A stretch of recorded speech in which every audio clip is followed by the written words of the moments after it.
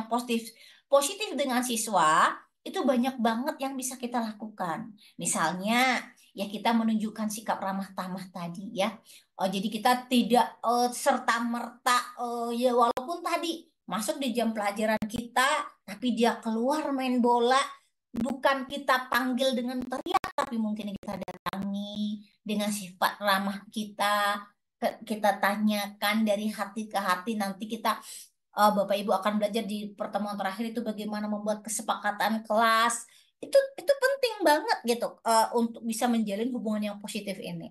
Kemudian selain sikap yang ramah tamah tadi, Bapak Ibu harus punya kepedulian. Makanya tadi saya sampaikan di awal bahwa tadi kita penting untuk bisa mengetahui atau mengobservasi bagaimana keseharian atau gaya belajar siswanya kita baik di rumah maupun di sekolah. Bisa jadi mungkin siswa tadi punya masalah karena lihat bagaimana dia di rumahnya.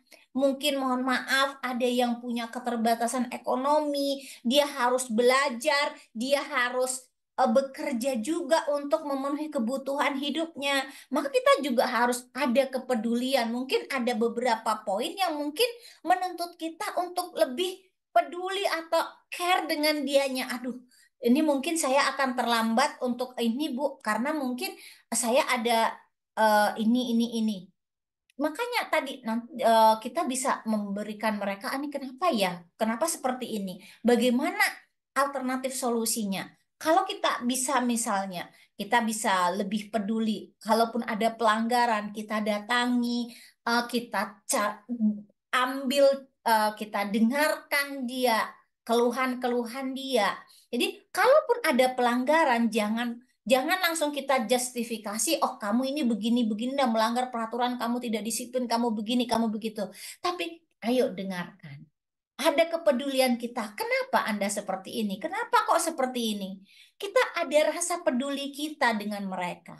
Dengarkan keluh kesah mereka. Hargai pendapat mereka. Jadi dengan menunjukkan pribadi-pribadi yang positif tadi, itu akan sangat menginspirasi murid-murid kita.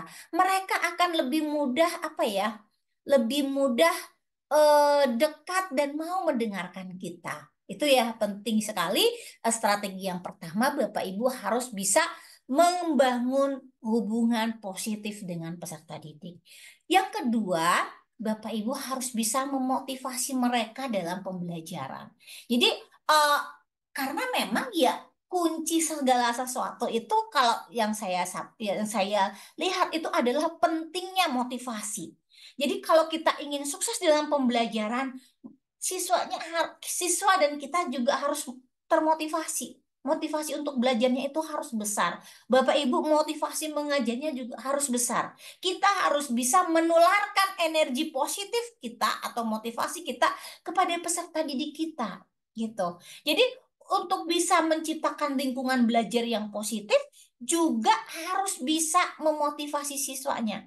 Jadi kitanya tidak cukup kitanya aja yang termotivasi, tapi siswanya juga termotivasi. Dan yang perlu Bapak Ibu ingat, Bapak Ibu harus mau termotivasi dulu untuk bekerjanya atau untuk mengajarnya. Jangan sampai semangatnya teman-teman siswa kita eh, gagal atau ngedown itu karena kitanya mungkin yang punya, mohon maaf, mungkin ada trouble di rumah, dibawa ke sekolah, sehingga itu akan menularkan energi negatif kepada peserta didik kita. Tapi kita itu sebagai guru harus kayak artis ya Bapak Ibu. Artis bagaimanapun hiruk pikuk permasalahan mereka, saat mereka di depan kamera, mereka harus all out. Harapan saya juga begitu dengan Bapak Ibu.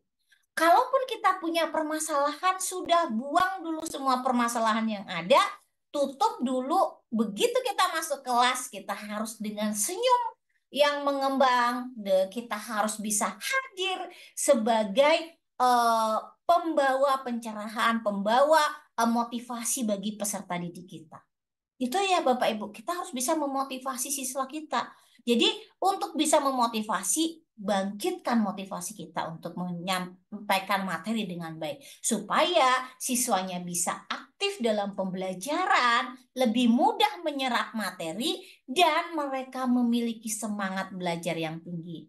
Sebentar, saya mungkin harus ini ya, apa ini, disable, biar nggak ada coret-coretan nih Bapak Ibu. Oke. Itu ya Bapak Ibu. Jadi kita harus punya motivasi yang besar dulu supaya bisa memotivasi siswanya. Jadi Bapak Ibu bisa menerapkan berbagai teknik untuk memotivasi siswanya.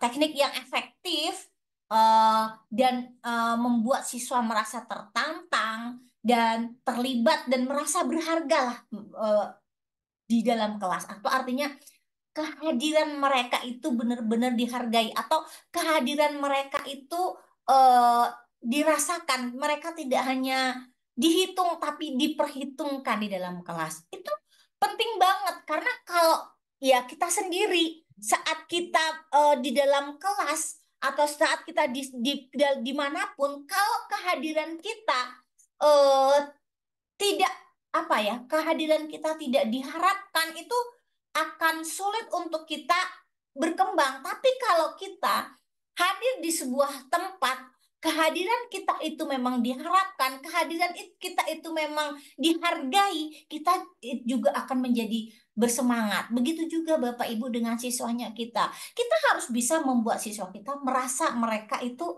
dihargai.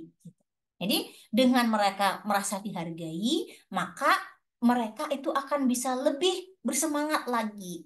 Untuk bisa merasa mereka dihargai, bagaimana langkah yang bisa kita lakukan? Misalnya, kita bisa memberikan tugas yang sesuai dengan bakat minat mereka, yang bisa menarik minat mereka itu seperti apa. Kalau tadi anak yang suka main bola, belajar matematika, kasih tugas yang menarik bagi mereka bagaimana? Contoh, menghitung bangun ruang sisi datar misalnya. Atau mengukur bangun luas bangun apa tadi ya? Luas bangun datar misalnya. Kemudian dan pemecahan masalahnya. Coba soal-soalnya sebenarnya tingkat hotsnya ada, udah sampai level yang hot gitu ya. Tapi bagaimana kita bisa membuat soal-soal level yang hot tadi malah membuat mereka tertarik gitu. Padahal basically mereka untuk memahami matematika itu sedikit sulit gitu. Tapi kalau kita buat kemas sesuai dengan bakat minatnya, misalnya nih, sama kita mau bagaimana mereka bisa menerapkan eh, konsep-konsep dari bangun datar tadi dalam pemecahan masalah. Contoh, karena tadi siswanya suka sepak bola, maka kita buat soal ceritanya atau stimulusnya itu dengan soal cerita untuk sepak bola, apa lapangan bola misalnya. Lapangan bola kan ada persegi panjang, kemudian ada berbentuk lingkaran misalnya. Sorry, setengah, iya lingkaran tengah itu kan. Maka bagaimana kita bisa merancang itu tugas semenarik mungkin? Kemaslah sesuai dengan yang banyak diminati siswanya gitu. Itu tadi contohnya memberikan tugas yang menarik. Kemudian kita juga bisa menciptakan kelas yang menyenangkan, memberikan penghargaan atas prestasi siswa. Jadi kita prestasi siswa baik akademik dan non akademik harus kita apresiasi Bapak Ibu, supaya karena kita tahu bahwa ke keunikan atau bakat minat siswa kita itu tidak hanya di bidang akademik saja, tapi kita harus bisa mengapresiasi eh, apa ya, pencapaian siswa baik di akademik maupun non akademiknya. Oke, baik Bapak Ibu. Nih, yang tidak kalah pentingnya untuk menciptakan kelas yang apa tadi? Kelas yang kondusif tadi adalah penggunaan media yang kreatif. Nanti lebih dalamnya lagi akan akan dibahas oleh pemateri selanjutnya ya, di bagaimana penggunaan media kreatif ini bisa meningkatkan motivasi belajar siswa. Dengan media pembelajaran yang menarik dan interaktif, itu akan bisa banget membantu siswa memahami konsep dan lebih mudah membuat proses proses pembelajaran itu lebih menarik seperti itu. Jadi Bapak Ibu harus bisa menggunakan media pembelajaran yang kreatif untuk bisa membantu supaya apa yang mau kita sampaikan, materi apa yang mau kita sampaikan itu menjadi lebih efektif atau lebih diserap oleh siswa itu dengan mudah begitu. Oke, jadi Bapak Ibu bisa menggunakan berbagai jenis media pembelajaran kreatif seperti ada video, ada game edukasi, simulasi, dan juga pameran tentunya. Oke, jadi Bapak Ibu bisa menyesuaikan media apa yang mau Bapak Ibu buat sesuai dengan tadi karakteristik siswa kita, jenis materi yang akan kita sampaikan. Itu penting ya Bapak Ibu. Jadi penggunaan materi juga media pembelajaran itu harus sesuai dengan materi dan juga karakteristik siswanya. Kalau misalnya siswa kami yang di daerah pedalaman eh, mau kita berikan media pembelajaran yang canggih, sementara eh, alat atau eh, alat yang mau kita gunakan itu terbatas. Terbatas alatnya, terbatas jaringannya. Maka itu kan berarti tidak efektif yang kita lakukan. Makanya atau dengan game edukasi misalnya, itu tidak akan termudahkan gitu untuk bisa kita lakukan. Tapi kita sesuaikan gitu. Kita misalnya bisa menggunakan permainan atau game edukatif lainnya yang lebih eh, apa kontekstual yang sesuai dengan apa mungkin yang langsung terjun ke alam begitu ya.